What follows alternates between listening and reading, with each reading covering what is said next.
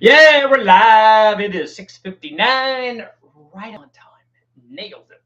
So tonight we're going to talk about some fun things. I wanted to figure out what you guys thought about. Obviously, the internet is still reeling over the turbo diesel Nova, which is very awesome. So Oliver, once again, you did an awesome job. But it got me thinking. He did do an engine swap in it and picked a turbo diesel. Like I said, just there. There's nothing more that needs to be said about that. It's just so awesome that it was an NA motor. Then he added a turbo to it. Obviously, it was originally a 6-cylinder car. He put a V8. So there's all kinds of, and he did all kinds of cool other things to it. But now that he's done that, because the interesting thing, and I kind of want let me know. As a matter of fact, that's going to be our poll for tonight. Should I have Oliver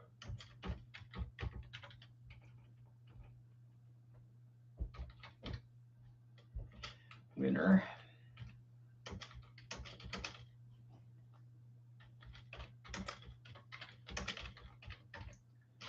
Nova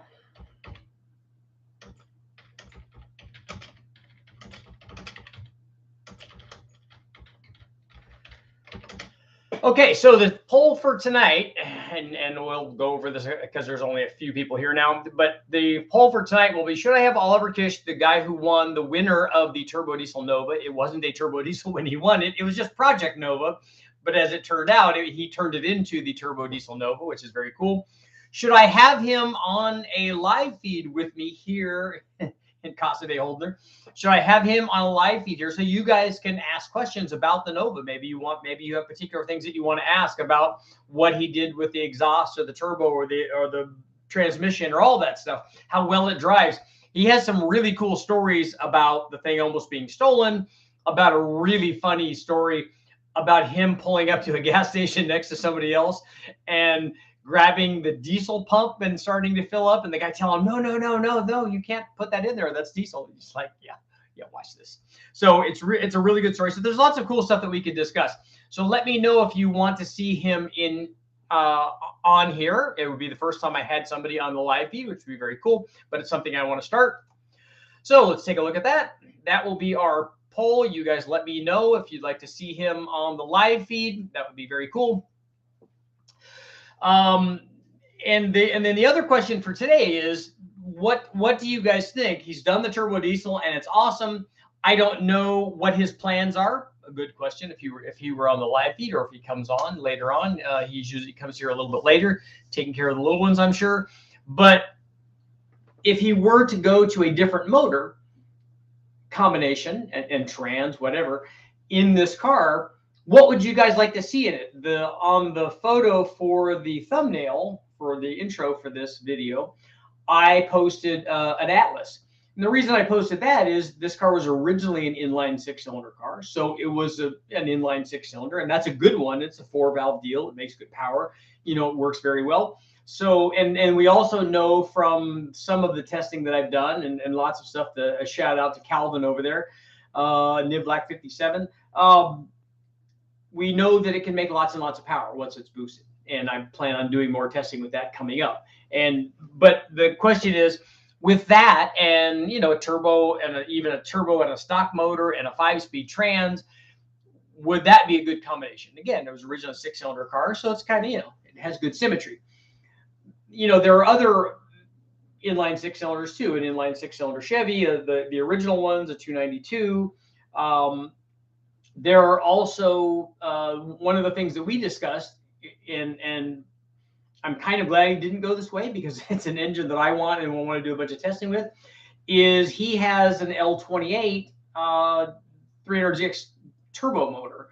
So that's also an inline 6-cylinder. You could have put it with the 5-speed trans that the Z's had. And so that would have been a good combination, especially because it's, we all love turbo motors. So it was a factory turbo motor. Then you put an intercooler with it and injectors and you do all that stuff. It would have been a little more work because doing the fuel injection probably would have been more of an issue. But again, another inline 6-cylinder would have been cool. The other option are there's lots of good V6s out there too. I was thinking, and he and I were talking about it, that if you if you paired a 3800, a supercharged 3800, with the 5-speed from the Camaro Firebird, then that would be a good option. That you know, obviously you could put an automatic in there too, but it's already set up for a manual, or already has a collection stuff. So if you could put that V6 in there, and we already know that one makes good power. I mean, we're already up over 600 horsepower and a fairly reasonable amount of boost. It's low compression. It was a factory forced induction motor. It was designed for stuff. Guys have run the snot out of these things with the blowers on them, and obviously doing it with a turbo and an intercooler, even better. You're going to make a lot more power per pound of boost. You know, maybe put a little cam in or whatever. All those things are possible. That 3800, I think, is a good choice for that as well. Obviously, there's LS stuff, there's small block Chevy stuff, there's big block Chevy stuff. Put a Ford in it, put a Coyote, just go nuts. You know, there's all kinds of things that you could do, and almost any kind of modern, even retro modern powertrain is going to make that thing lots of fun. You could put together a combination that's both like economical from a driving standpoint, where you could run it on, you know, regular gas, and still get and also get good mileage while you're driving around. That's kind of the benefit of the turbo things, is you can do that and drive it around and drive it safely. And it could get, you know, with one of these smaller motors, because we were talking about if we want to go small, you could put the Chevy Sprint turbo motor in it. Then have a little bit of work to pull that size car. But, you know, either that or the Metro XFI or one of those for like an ultra mileage thing, although those things would really struggle going up hills. Not so much the Sprint turbo motor, because you could get that thing to make, you know, more than 100 at the tire. And then that probably would be enough at least to get it up hills and stuff. It wouldn't be a powerhouse, but it would definitely be different. And it would be a 3-cylinder, not even a 4-cylinder, but lots of other good 4-cylinders. The K stuff is out there. You know, obviously there's lots of those.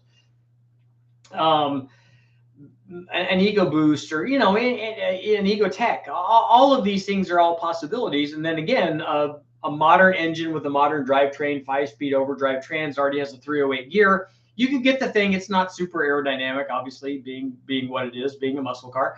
But still, you could get it at 60, 65 miles an hour, whatever. You could get it to make return reasonable fuel mileage. I don't know that with those you could match what the diesel does, but you can still get it to be a good performer, and, you know, good combination of performance and drivability and fuel mileage. And you know, obviously if you go with the twin turbo big block, you're going to be trading those off a little bit. But with the smaller V6 stuff, or inline 6-cylinder, obviously 4-cylinder, or crazy 3-cylinder, whatever, you know, you could put the silly lawnmower carburetor on there that gets you 1,000,000 miles to gallon, like the guy's doing.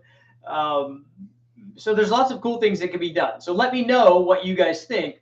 And right now, I want you guys to throw out, so Tesla swap, throw out some, let's first take a look at our voting here. Should I have Oliver Kish, the winner of the Turbo Diesel Nova, on my live feed with me for questions? So we're looking at 88% saying yes. So 88 is the new 100, as we found. 4-rotor, billet, yeah, turbocharged, that would be good. So what I want you to do now is I want you guys to throw out some ideas, throw out some potential things that you think would be cool in the Nova. Either, and it could be cool like, oh, it's going to be really fast, or cool, it's going to be really, really different. All of those are good. I can't believe some of the comments that I got from people. Oh, you totally ruined that Nova. I'm like, well, first of all, it's not my Nova, so I didn't ruin anything. But nobody ruined anything. It's like I said many times, 17 different kinds of awesome. Oliver did a great job on it.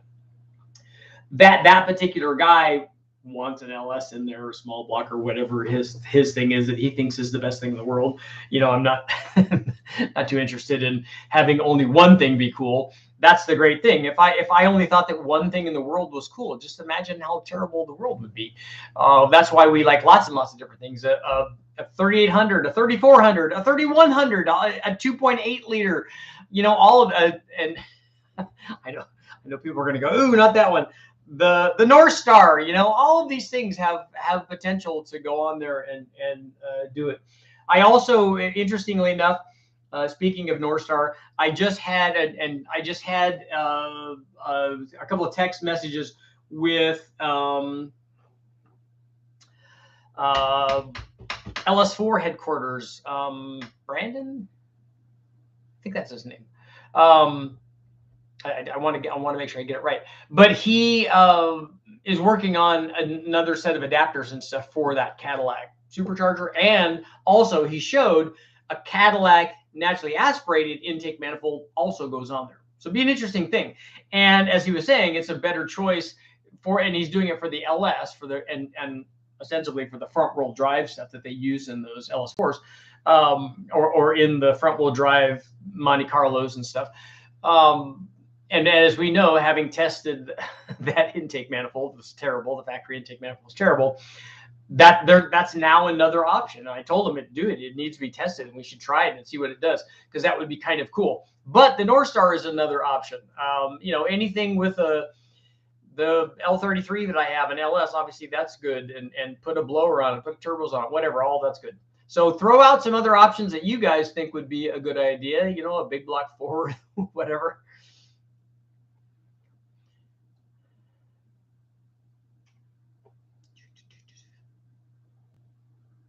JB, yeah, you saw the video last night about the Nova build. It's very different. Yep, and it works well. It does work well.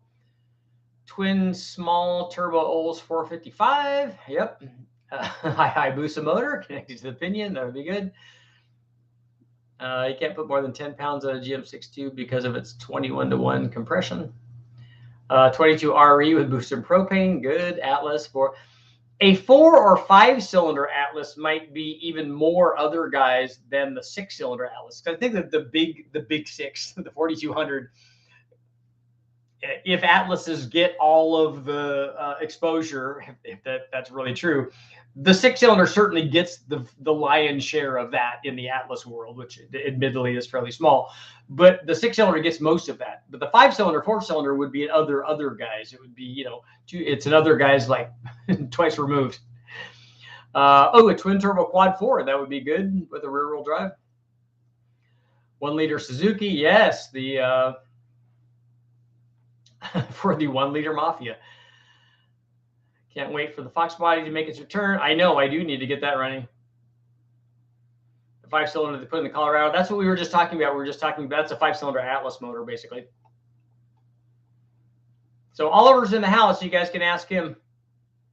North Star swap. Starter swaps, yeah. Well, just they don't go out, so they're good for the life of the car. Put a Briggs and Stratton carb on my Nissan so I can move the car. Since you can move the car with a spray can of WD-40 or brake clean or starting fluid or anything, the motor will sit there and run on it, because we've done it on the engine dyno a lot. And so if you just have a throttle that pushed down the spray can, the motor would run like that, assuming you have ignition. Kubota made a very reliable 3-cylinder diesel. It's the engine they put in the map on the track world. Yep. Nice. An Iron Duke. That would definitely be I do want to run one of those.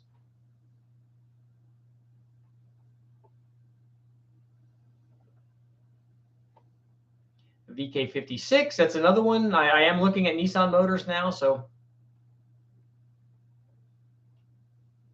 Trailblazer was 60,000 miles. That's nice.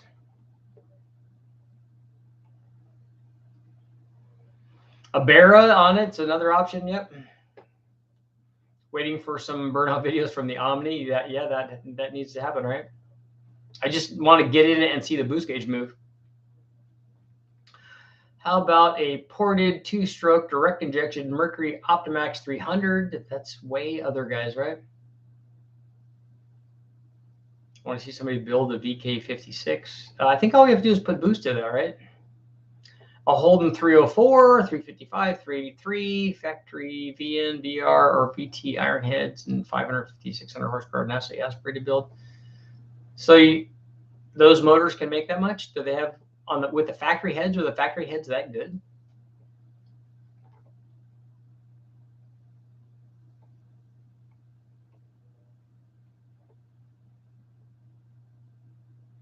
The outboard power head, yeah.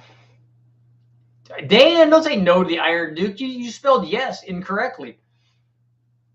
Yes is spelled differently than that. Modular Ford, not a Coyote. Oh, an older one, yeah. A 2V. Or how about a V10? A Triton V10 in there would be good.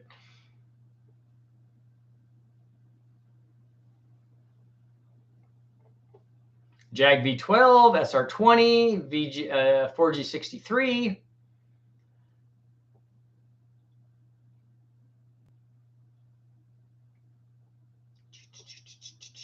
Small black Chevy, naturally aspirated. Like an L31. The OM606 crowd is in the house. I think that Oliver said that he has some experience with those Mercedes engines too. So a Subaru EJ20, Tesla swap, an FE, lots of good stuff. 488 V10 from the Dodge truck, not the aluminum Viper motor. Yeah, there is a difference between those two. Although the SRT10 trucks, that engine I think was different than the other V10 trucks, right? Your wife wants to see the Subaru in it. Put a Porsche 962. Dan, you forgot to mention put a low buck Porsche 962 engine and trans in it. Anything Ferrari, that would be good. Find those all the time. Racer D has an Iron Duke ready to run and a 250 horse quad 4 NA motor. That's a good one. I'm guessing cams and ported heads or something on the quad 4. So you're running a Carter lift pump. They like to be low on the frame, but it's working where it is. Run it. A Cummins, yep. VW V10 diesel, yeah. I can't imagine what one of those costs. An air-cooled VW flat 4, yes. An LV3 would be good. A Buick, an aluminum 215. A low buck Porsche. I just had to buy $1,000 first gear for Porsche Trans. Did you get it from the Porsche Motorsports trailer?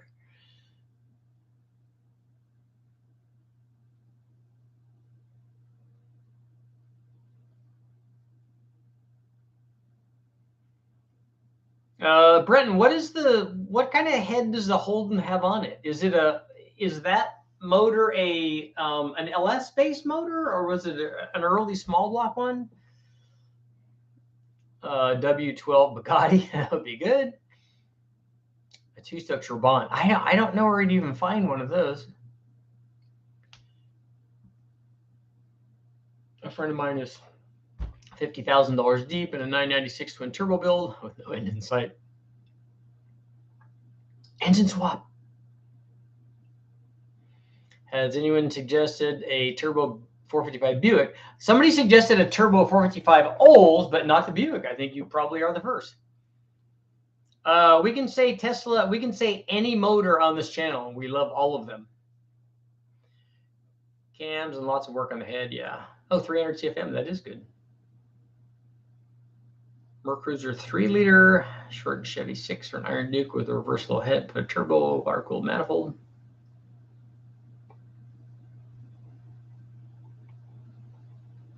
Wow, 200 hours in the assembly of that 917 manifold of that 917 engine, and that's the guys at Canapa. They know a thing or two about Porsches. How about the all aluminum Mercruiser half 460? Yeah, I think that those are 3.7 liters, that the 4 cylinders that will run the Ford 460 heads on them. Those are kind of cool. I do like those. I went down the rabbit hole a little bit on one of those and was talking to Mahovitz about building one.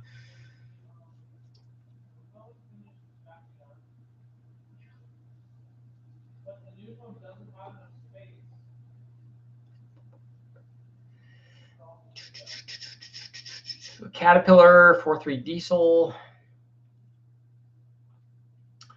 Mercury, there was a Rec C401. The guys at Westech have a ZR1 motor there. A Cutlass was good. 304 is the same engine family as a 253 308. In fact, the heads interchange from 68 to 98. You have to use the matching camshaft though.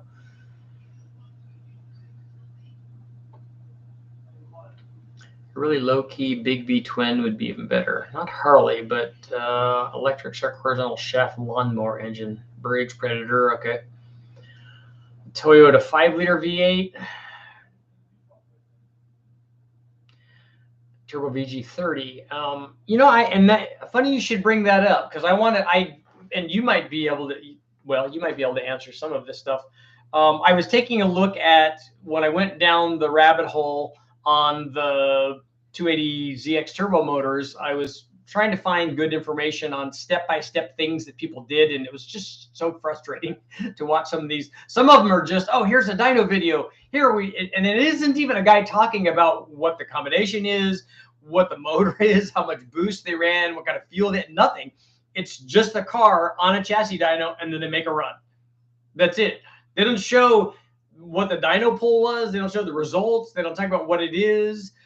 Just in the description, it says whatever, this kind of horsepower, you know, turbo 280. I'm like, okay, cool. This is going to have some good information. No, it has nothing. It just has that. But while I was going down that rabbit hole and being frustrated on the lack of general information on these things, at least on YouTube, I also was looking at the Z32, the VG30, and I came across one. So I want you guys, I want my my super sharp math whizzes in here. Took whizzes. 83% saying yes and 17% saying no on the should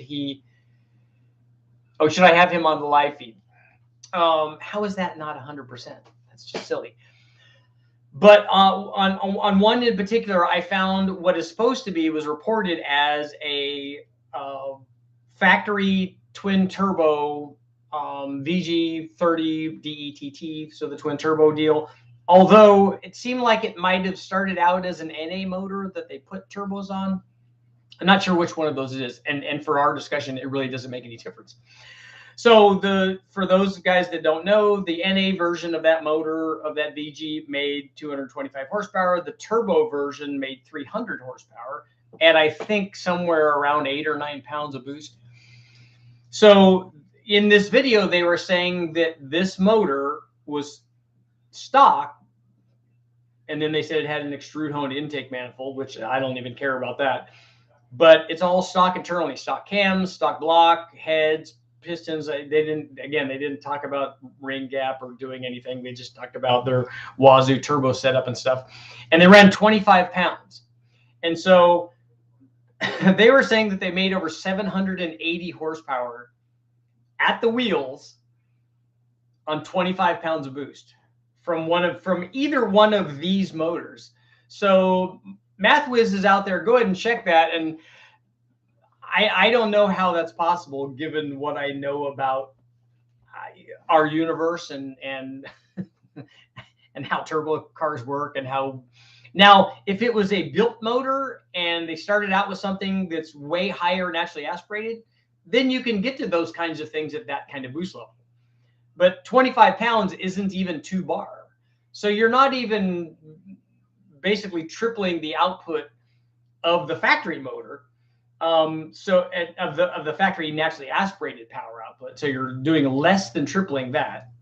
It's like it's 2.7 or something, if when I did the math. So I just don't know. And is there something that I don't know about turbo Nissan motors that they do way better than the formula? It didn't mention, there are ways to do that. And I've been doing this a while.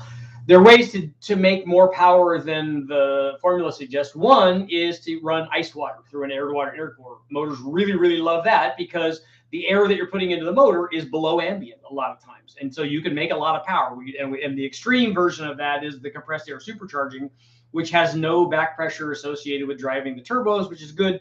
But more than that, it has sub-zero charge temperatures. So you can double the power output basically at 7 pounds of boost, which they did, which I witnessed, that was kind of cool. So lower charge temperatures definitely can contribute to making more power than you make, more than the formula does. The other thing that can do it is fuel. If you use E85 or methanol, even more so, you use that, you can make more than the formula that you made on, because the methanol or the E85 is not going to appreciably help the naturally aspirated motor. Like if you run E85 on an 8-to-1 motor, or even a 9-to-1, or even a 10-to-1 motor, the gains are very minimal on the NA version. On the turbo versions or blower versions, they usually pick up pretty good power. So really cold charge air and good fuel can make you do better than the formula. But this math is so far off of the scale that it, it just didn't seem to be like realistic to me.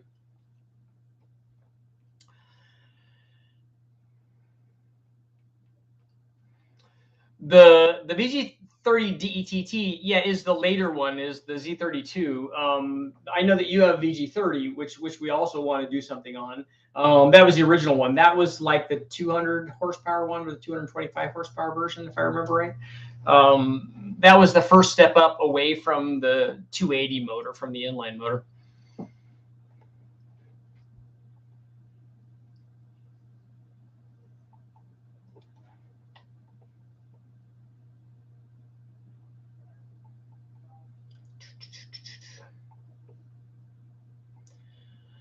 The Mercedes 2JZ, the M104. I thought that was the OM one that they were talking about. GM 2.7 liter turbo would be a good swap.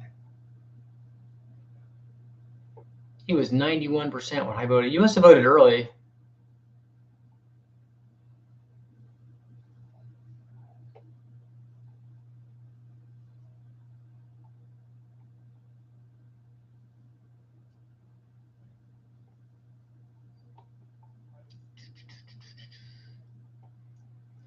All the 385 series pistons, rods, stuff work on the 37. Yeah, it's just a little version. I mean, obviously the camshaft doesn't work, but lots of the other stuff does. And it's kind of cool because then that would mean if you got the right pistons, you could put some, because there are some serious 460 heads, because that's what he's talking about. It's a little inline four, not little, but it's an inline 4-cylinder that uses a Ford big block cylinder head on it, which means that you can run lots of different big block Ford heads that flow a ton.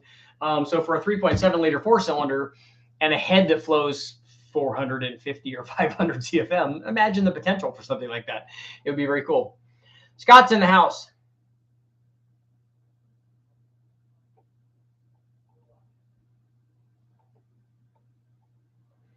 Scotts Valley is a nice area, Dan. I've been through there a lot when we go to Santa Cruz and stuff. And I even went to look for a car up in that area. Yeah, you could put a Boss 429 would bolt onto that. There's a 5-liter Toyota V12, $3,000 on eBay. Nice. Turbo Chevy 292.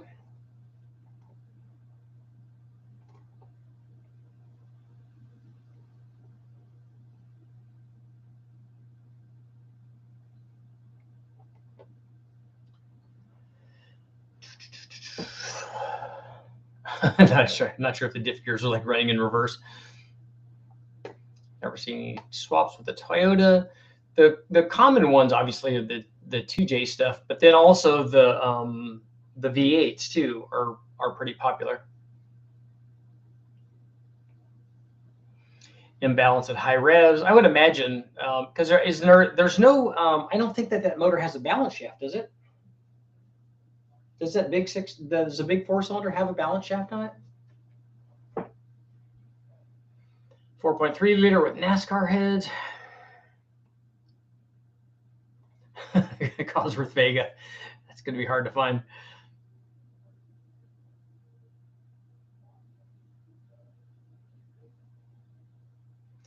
M104 iron block aluminum head stock pistons make 1,000 horsepower out of a diesel. That seems like a lot.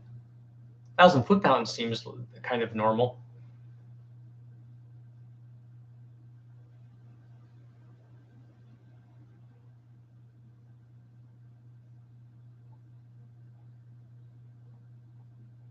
The reverse rotation Mercruiser small block Chevy engines. I've seen lots of reverse rotation conventional engines, not just Chevys though.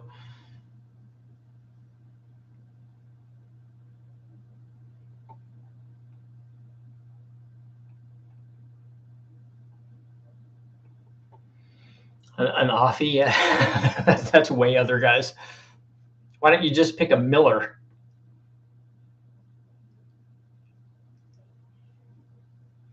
Jose, why is the YouTube algorithm working? block at the Jim Dove ended up with the last of the 460 truck blocks. I think he got 255 of them. Was nice to give me one to run in the Engine Masters contest.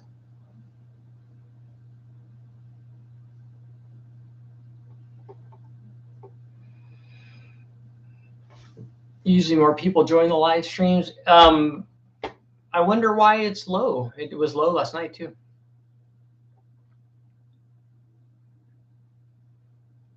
Those offies did they did run a lot of boost in those things.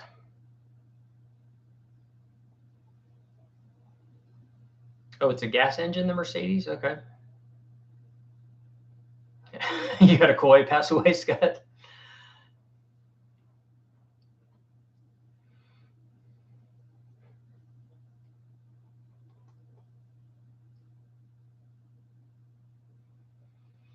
Yep, no head gaskets to blow. Do you have any idea, Dan? Did you ever talk to any of the guys that ran those things? How much booster were they running on those offies in Indy?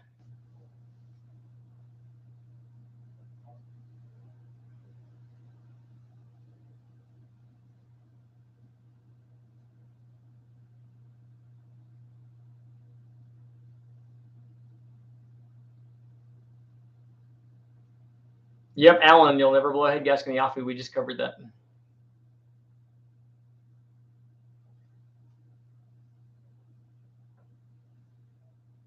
$80 pounds of boost. Scott, do koi lives matter?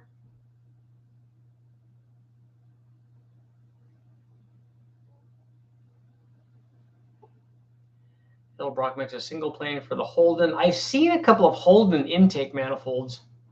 I don't know enough about those motors though. I've never seen one in person.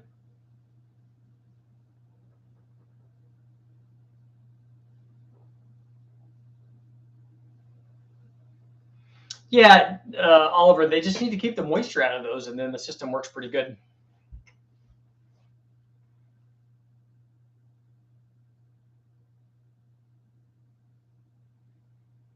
So, Dan, they limited them at some point with boost pressure. Is my is my thumbnail upside down again? I'll have to fix that.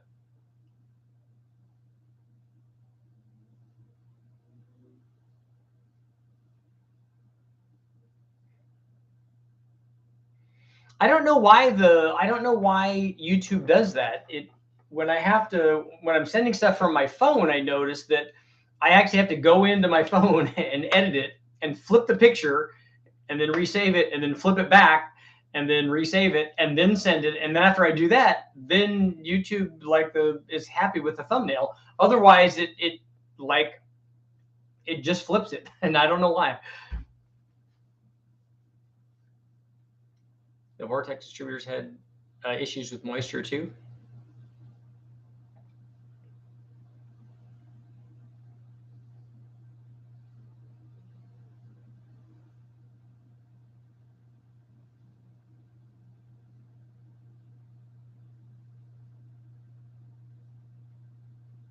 And turn the phone over when I take a picture.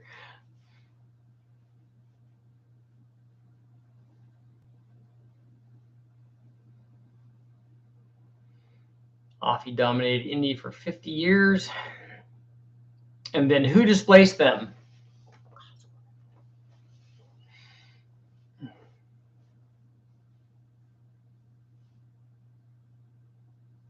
Guys over Prestige Motors do some crazy things with, I'm sure it's not Keep a 4-liter. I'm sure you mean a Jeep 4-liter, right?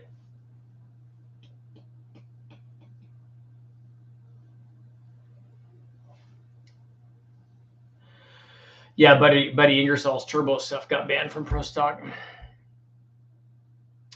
Yes, the Ford DFE. Now, did Ford do that, or did Cosworth do that?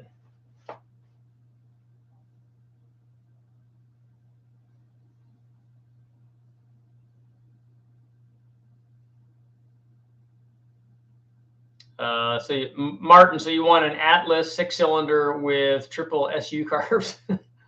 Be good. Not side draft Webers on it?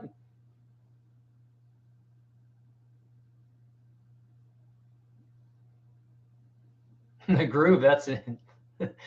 his comment was, weren't any teams running a boost signal line into the driver's helmet so the driver could sense the pop-off valve about to open so he could pedal it and keep higher boost.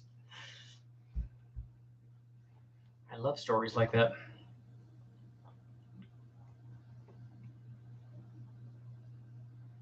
Ford bought the Cosworth stuff and changed the name on the valve cover. See? So that means they designed it, right? Their design team redesigned the valve cover.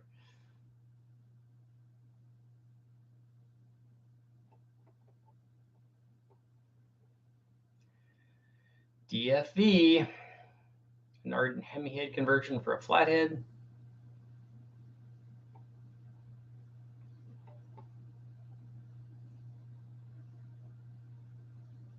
A tube to helmet to hear the edge pop off. So they weren't even wastegated?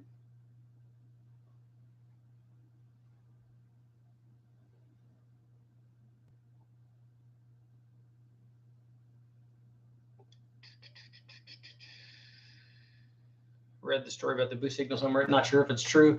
It makes a good story, though. 8.3 liter V10. Yep. I'm all for an Ameri-Barra and the Nova. Anything to get the diesel out. No, the diesel is awesome. Aluminum Buick. If you do an aluminum Buick V8, I've got a really cool tuned length manifold for them. Nice.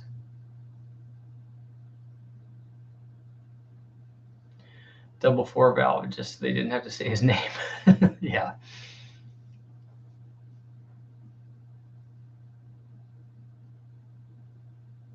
Flathead with an Arden in it, or you could put you could do the Pete Ardema did. I think he did a big block with 928 heads on it.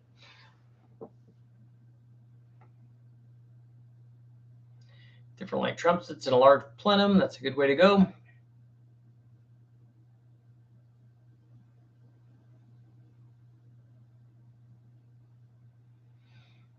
I remember them putting the pop-off valves in the plenum in the intake manifold later on for the turbo stuff, but I didn't realize they were doing that for the offies.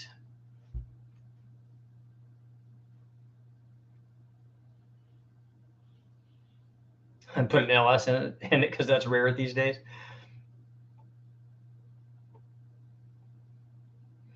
Yeah, when it opened, that's a good point, Grooves, that when it opened, there was a massive loss of boost because it doesn't just leak out a little bit. When it opens up a lot and then boom, falls on its face and then has to recover. By LS, do you mean B18? Touche. An LS VTEC hybrid. BMW V12 out of the 850s and 750s. Put a version of it, a rough version, roughly the same engine in the Mclaren F1. The Mclaren F1 is my favorite exotic car. It's my favorite supercar. I had obviously a Lamborghini Countach poster, obviously, when I was young. But when the McLaren F1 came out, that's when like they stepped way up. And then even today, it's still cool. The only thing it's missing is it just needs 2 turbos on it, and it doesn't even need a lot of boost to outrun almost anything. It doesn't need very much. It's already really. It's lightweight. It's super fast. You have the 3 seating for you and your 2 supermodel friends. And then it just needs more power now compared to the other things that are out there.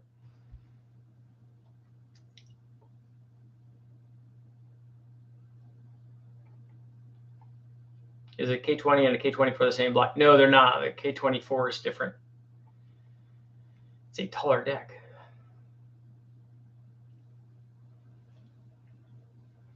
A Cadillac or a Buick in it. Those are both good. I'm told that the Cadillac, and it wouldn't be as much of a problem on this one because it doesn't have power brakes on it, but it interferes with the brake booster and stuff. Not that you can't just stick that inside or whatever, but you should be able to get a Holden locally in USA from SCAT. There's several to choose from. Foreign, that's another good one. A J35 or J32, that would be cool. And then their turbo versions of those are really cool. That's what my buddy has on his. That's what Jimmy has in the NSX.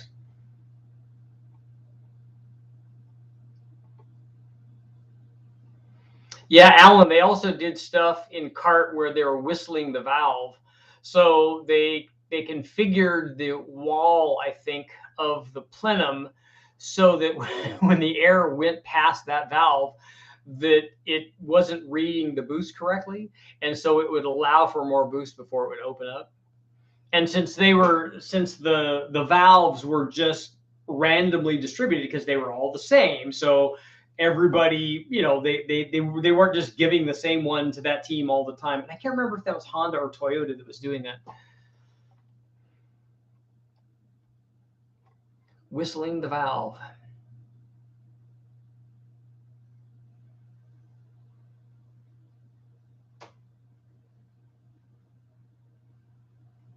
Honda S2000s are big money. Yeah.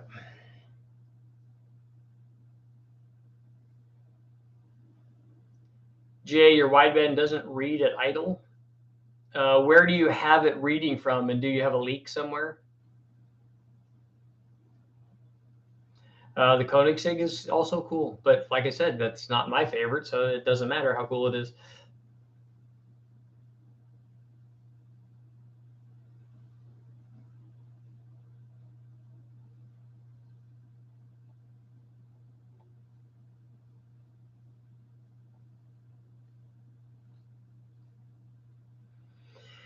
Yeah, I can remember when the Indy cars were going, Dan, when they were, I think that they were reaching 240, which is really fast. Yes, lots of shenanigans.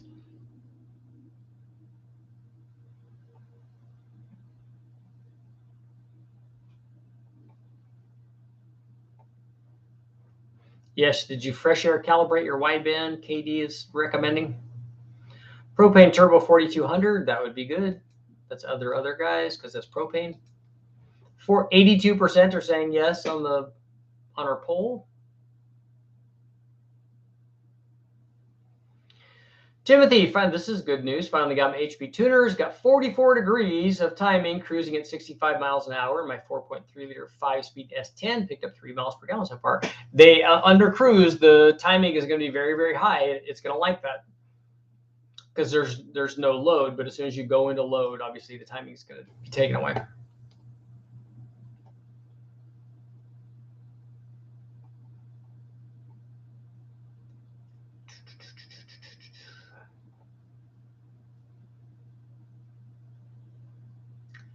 Five G's in the corner. That's a lot.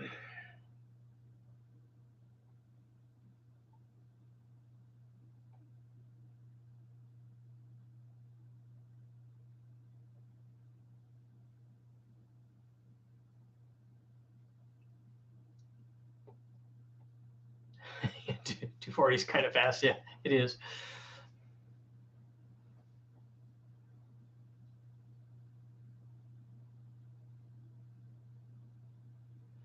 Yeah, if you can trust the knock sensor, you can run it on the edge of detonation, or not the edge of detonation. It is the edge of detonation, but you could add it until the edge of knock sensor activation, basically.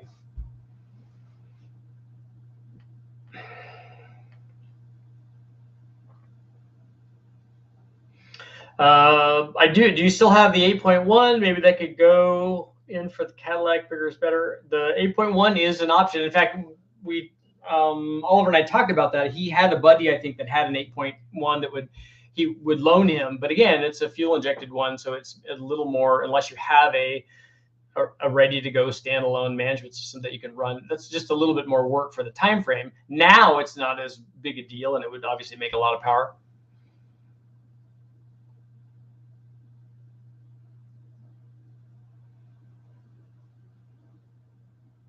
Yeah, 220 at Riverside. That's pretty fast, Dan.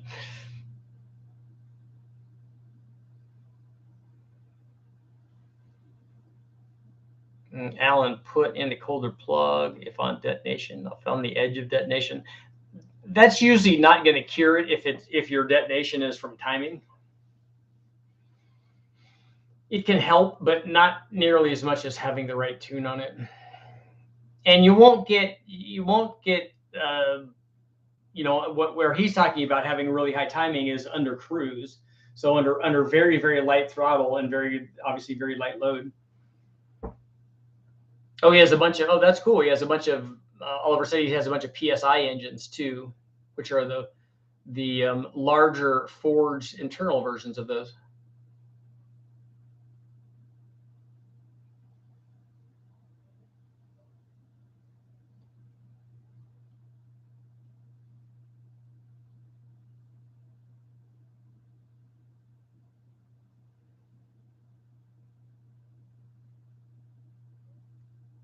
Higher octane or lower timing will work much better than a colder plug.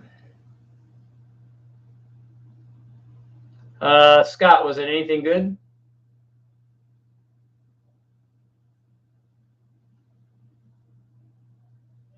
He said he had never had enough time to think about all the things that could go wrong.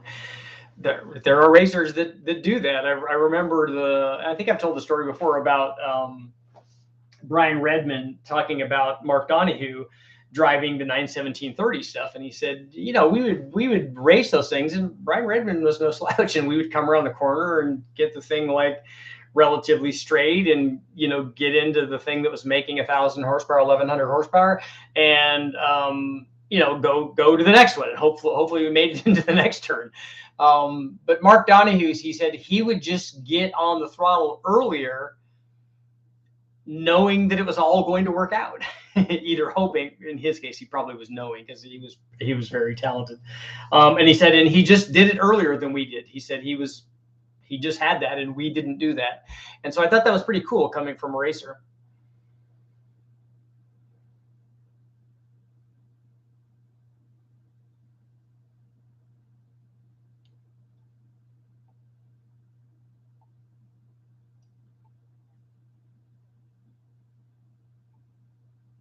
I have a 2011 Dodge Caravan with a V6. Wonder if I can turn the van into a sleeper. Yeah, you can. You could swap a motor in there, put turbo on there. There are lots of the early Dodge Caravans running those 2.2 and 2.5 liter turbo 2-valve motors.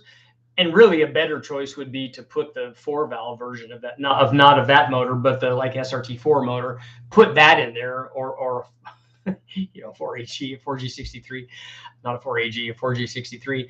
You can put that in there, or some kind of V6 twin turbo or a V8 twin turbo. I mean, if you're going to swap something in there, the sky's kind of the limit.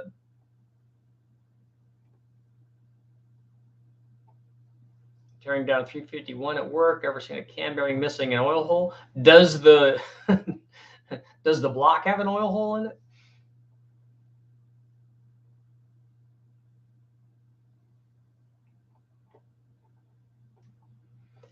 I was tuning a little CBR 600 engine with a 20 millimeter restrictor upstream of the throttle. Why did they have that? Was it in a class race or something?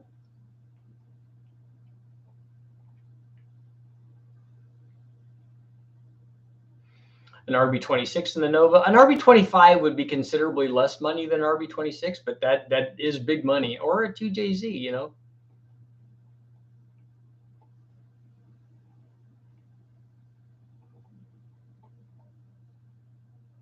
Downstream of the throttle body for the restrictor.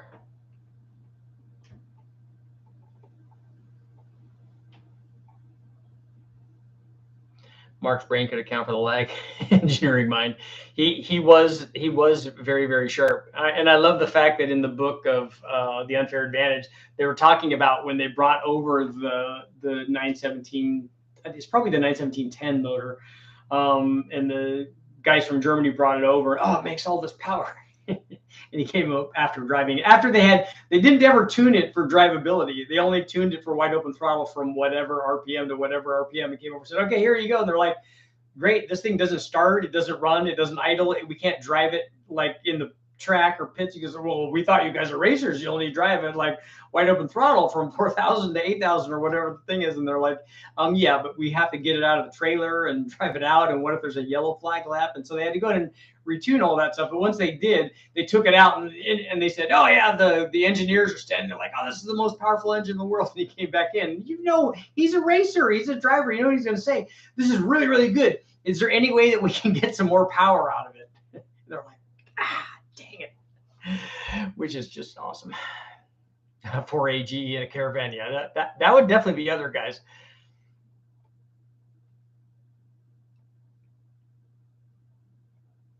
A Hemi swap, yeah, a Gen 3 Hemi or a Gen 2.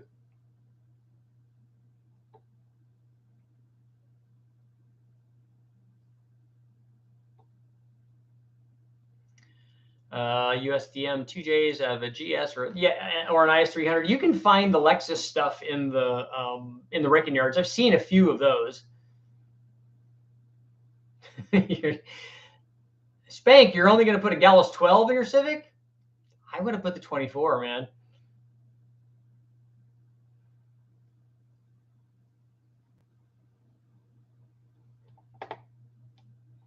A man's got to know his limitations. Stab and steer. And in those cars, they had the chassis, the tubing was pressurized so that they would know when there was a crack, because they had lots of power, but they really didn't have a good chassis, and they were prone to breaking and needed to be rewelded. So they put pressure gauge, they filled them up, pressurized them, and put gauges on them so that they would know when they were leaking, they would know when they cracked, which is kind of cool.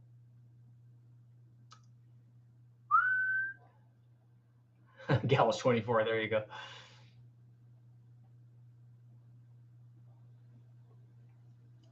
Uh, 1957 392 Fire Dome Hemi. That is OG, yeah. AMC 390. I would really like to have an AMC to run on the dyno. I would also like to have an AMX car to drive around in, or a Pacer or a Gremlin. Is a Huron 7875.96 too small for an LY6? Not if you're only looking for 600 or 700. That's going to be fine. But it's Samir, so I'm sure that you probably already know that, right? How much is diesel in California? I think diesel is comparable to gas right now. Richard, do you prefer speed density or map tuning for a daily driver? Would Lucid NA affect your choice? All of the stuff that I do on the engine dyno is all speed density. None of it is mass air. I really like the mass air on my Mustang, but honestly, that might have been the last time I've done any kind of tuning and driving around as a daily driver. That car was a daily driver. We just ran back then. We just ran the big Pro M's with injectors, and it worked fine. And I did like the mass air stuff, but you can make all that work with speed density and and good tuning and stuff. Yes, Dan, in the 917s, the driver's feet are in front of the front wheels. Not good in a crash.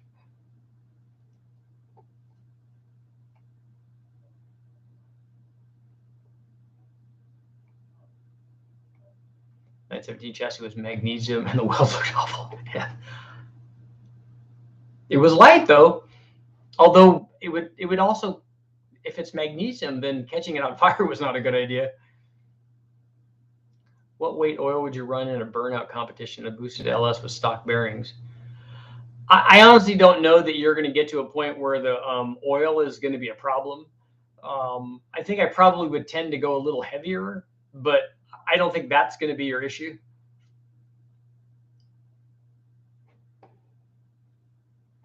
Don't forget back then McLaren had a 496. They had bigger ones than that. And they had aluminum ones, Reynolds aluminum blocks, as a matter of fact. Do you have any unique engines you want to test in the future? Yeah, lots of them, like the 3-cylinder sprint motor. Omni with a stock turbo 2, 14 pounds.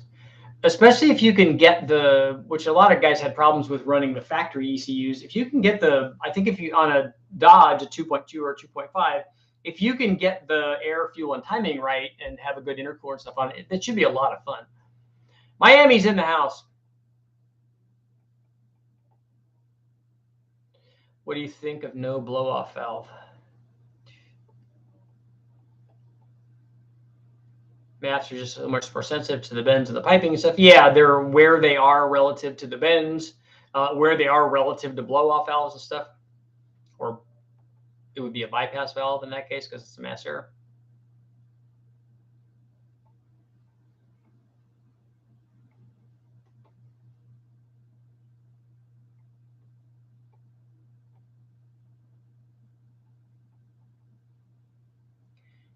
uncle had a mid-engine 406 with a Pantera 5-speed and a Corvette. Yeah, that sounds like a kind of diabolical.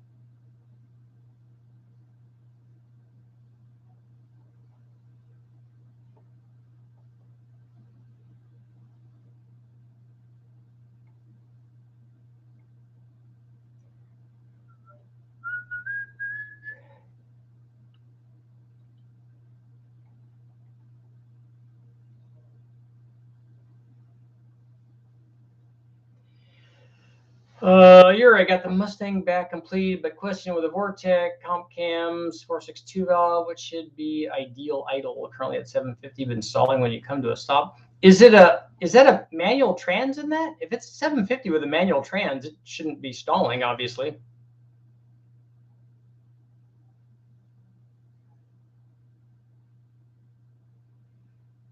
But just turn it up till it doesn't stall, or work on the tune a little bit. You may want to add some timing or something there. What's the biggest intake fuel pump I can get for my Corvette? They have stuff that I know is 340, but they might have like 450s or something. Super fast Matt motorcycle swapped an old Honda S600. I like those, and I've seen guys put bigger motorcycle engines in those, which is very cool. I like the Honda S600s.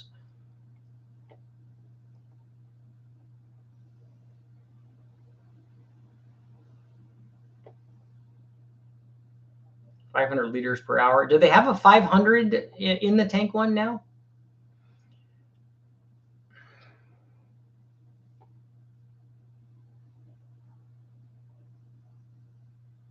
Kyle, Richard, how far do you think that you can push a supercharged 3800 in a Buick GS where the trans goes out? You can make a lot more power with that motor than the trans will take. Check out the LS4 Kingdom or whatever, and they have stuff that they have trans upgrades that you can do, because that motor can make a lot of power, as we've already shown. Probably the IAC causing it to stall. That's possible. Scott's out. We'll see you, man.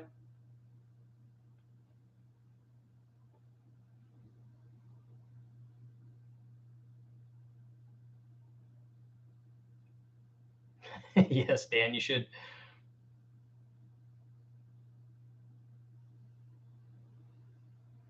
The Hellcat pump is rated at 525.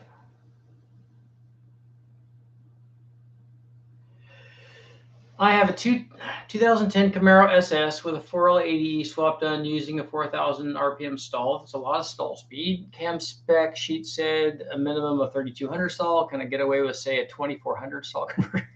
So it's telling you to use, you have a 4,000. It's telling you to use the minimum stall speed is 3,200, but you want to go to a 2,400.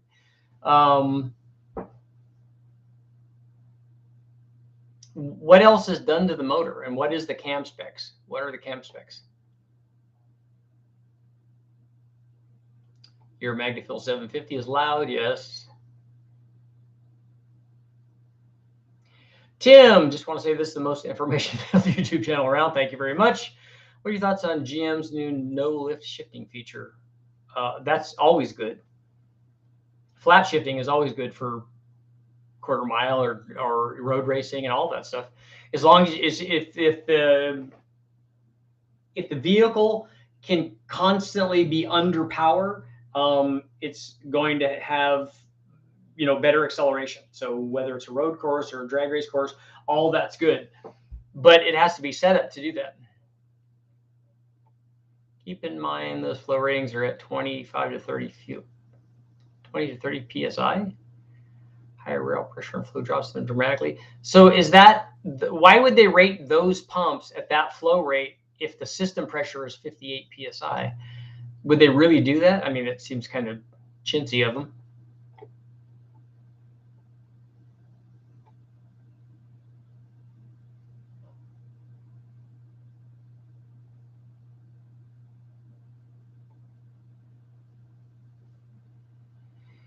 LSLT Empire, nice.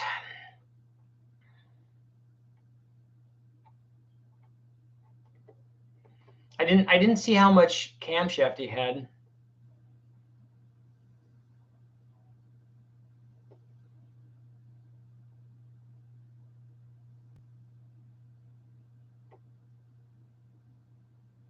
So grooves, you showed him what a flat shift was, and it would bark fourth gear.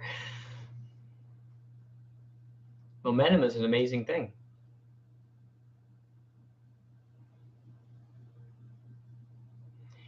Cheap pumps will always rate their flow at a very low pressure. That you should see the flow curves for pumps. I did a lot of testing with fuel pumps because the guys at Kenny Bell have a fuel pump dyno, basically. So they have a setup so that we can run the pumps at any flow rate and any pressure and any voltage and all that stuff. And you can see how dramatic the change in flow rate is of the pump with voltage. It speeds the pump up. That's how a boosted pump works. Or with a change in head pressure. So if you're running it at 60 psi or 80 psi or 100 psi, the flow rate just goes down to nothing. But if you're running it at like 10 psi or 5 psi, these pumps really flow a lot. Or if you're feeding that pump, like you're pressure feeding that pump, the flow rate goes up dramatically too. It's really kind of cool stuff. We went from 2400 to a 3400 in a 355 with an 010 cam, picked up half a second in the eighth. Oh, stall speed. I'm sure you're talking about 231, 246, 111 LSA as a cam. That's enough. That kind of tells me what I want. It's going to need some. It's going to need a converter, but a 231 cam in an LS3 is not going to need a 4,000 RPM converter. But I think it would need something around 2,800 to 3,000 though.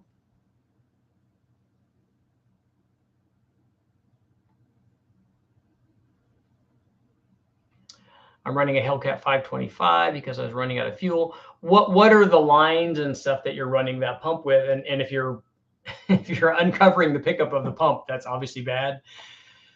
But more, and the other thing to check is, because the way that a Kenny Bell boosted pump works, if you're running a pump and the pump is rated at 12 volts or 14 volts, and you increase that up to 17 volts or 20 volts, you're going to dramatically increase the flow rate of the pump 30, 40, 50% sometimes. So you can dramatically increase it. It's a lot. But the other thing can happen too, if it's rated at 12 to 14 volts normally somewhere, but it also, the current draw on the wire that you're using to feed that is also critical. We've seen guys run, I'm going to just hook the speaker wire up and run it to my pump that flows 1 million gallons an hour or whatever. And it's just a fusible link, basically. It's just the line or the wire just heats up and destroys itself because it doesn't allow enough current flow to the pump. So make sure that you have, obviously a fuse there, but also enough supply voltage going to that pump, because that's one of the things that we check all the time on the chassis dynos when we're running it. We're like, oh, look, the fuel pressure is dropping off, because we usually hook up a fuel pressure line to the dyno while we're making tests of stuff. Fuel pressure is dropping, so let's figure out why. Check the filter. A lot of times these cars come in, especially if it's something that a guy put together and there was residue in the tank, it's clogged the filter. That's easy to fix. So if it's not a filter, are all the lines big enough? That's normally not a problem. But then we check supply voltage. You can just hook a fluke meter up to it while you're making a run and go, hey, look, yeah, the voltage to the pump is dropping. We need to get more voltage to the pump. Normally, the way that we cure it, because he's going to have to go take apart his wiring harness, we'll just hook a battery booster or something directly to the pump, and we'll jump the pump, and that works pretty good.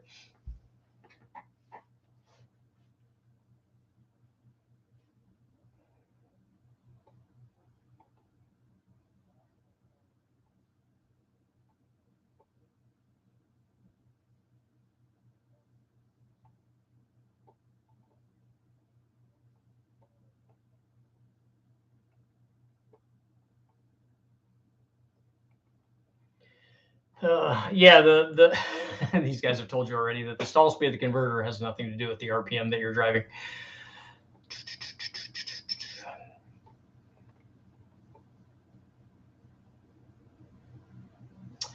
A Walbro 525 will draw 25 amps, which means a minimum of 14 gauge wiring, or 12 gauge or 10 gauge would be even better. Yeah, just put 00 like welding cables. That's more than enough.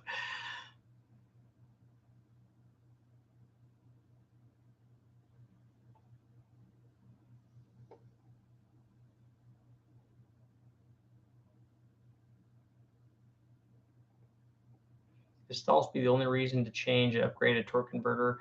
No, they change for other reasons too. Never thought about the voltage to the pump. It's just one of the things you should check. And it's pretty easy to check with a fluke meter or almost anything.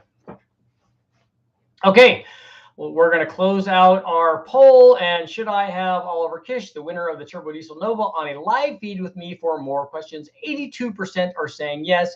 And as we know, the 18% or so that are saying no are that's the same as 100%. So we'll end that.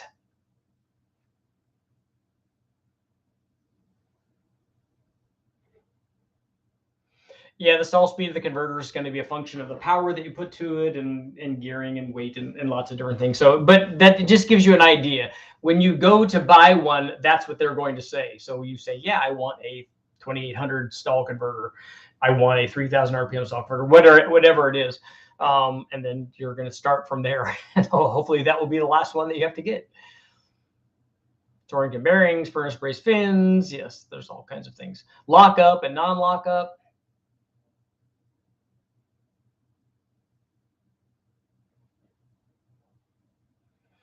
The Mercedes C20 I have uses an external pump rated at 100 to 110 psi. The pressure is not the thing that you care about. What you care about is the flow rate at pressure. Lots of pumps will, if you put your thumb over the end, I don't recommend doing that, by the way, and just have the pump press against, pump against a deadhead, basically, it'll make a lot of pressure, but that doesn't mean that it's flowing anything. In fact, in that case, it means it's flowing nothing. And what you do is restrict the orifice a lot, and you could get some flow. But in order to get the fuel pressure up, you restrict the orifice, and then so you're not flowing very much, but you have a lot of pressure. So that doesn't do any good. So you don't care about the pressure. What you care about is how much flow, how much volume of fuel is being delivered at that pressure.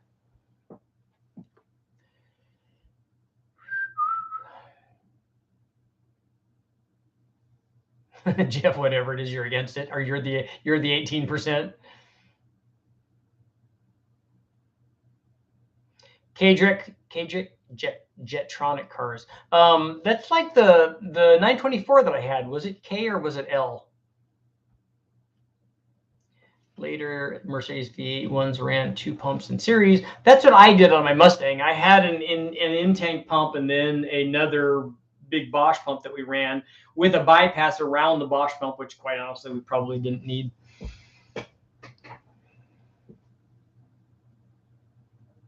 One more minute.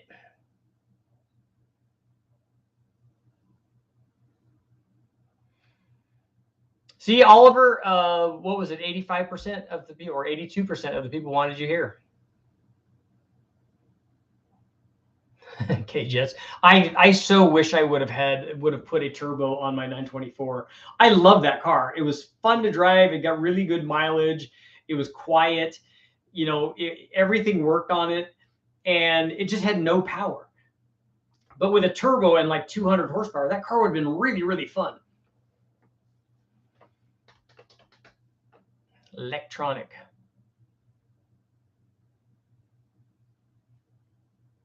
Running 2 in parallel. One runs all the time. The other switched on by Holly once boost starts.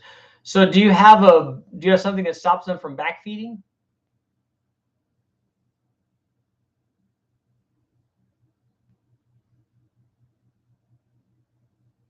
I just need a lighter weight option for my 4L80. Stock stall or only slightly higher most is fine. Suggestions. What are you trying to do? Did I miss what you're trying to do? I unfortunately don't have enough time to answer that yet. Project Farm should do a fuel pump test. I have done lots of those. What I did was we ran all of the factory Ford pumps and then all of the aftermarket pumps for the Ford Mustang that I could get my hands on. So back then we ran the Escort pump and the Terminator pump and the 5-liter pump and the 462 valve pump and the 4 valve and all of the pumps because Kenny Bell had a bunch of them. And so we ran all of them through. We also ran the what was it? The 255, so an 88. what was the other one? 115 or something, 110 or I forgot now what the Ford ones were because they're pretty tiny looking back now. And then we ran. We also did tests with all of those pumps, and we did external pumps because we did the Vortec T-Rex pump. We did the Bosch pump that I had. We did them with on a few of them, not on all of them. On some of the pumps, we ran them at varying voltages. So we ran them at 12 volts, 14 volts, 17, 20 volts to show what the change in flow rate was when you basically put up a Kenny Bell boost pump on it. It was pretty cool. The Walbros have check valves, yep, back at the pump.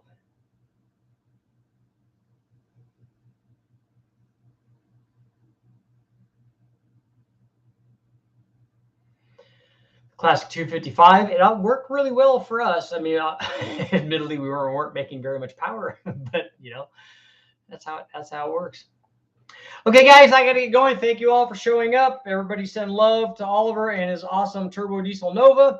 I will see you guys all tomorrow. Oh, and by the way, before I go, the video that I'm working on, it's already done, but I'm in the process of changing phones and stuff. The video that I'm working on right now is LS cylinder head. So stock head versus an aftermarket head, or instead of an aftermarket ported, CNC double wazoo head that's expensive, should you instead just port a stock head? Good question. Good video. That's coming out later. Yes, and click the like button.